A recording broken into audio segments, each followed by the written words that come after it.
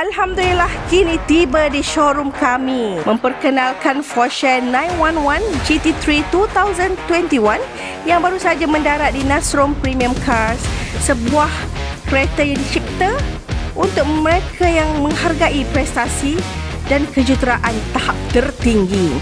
Dikuasakan enjin 4.0 liter NA Flexit yang mampu menjerit sehingga 9,000 RPM. Porsche GT3 ini bukan sekadar kereta sport, tapi ia adalah pengalaman pemandu yang sangat raw. Rekaan aerodinamik agresif, sayap belakang ikonik serta pengendalian yang diilhamkan dari Vita menjadikan setiap pusingan steering terasa luar biasa.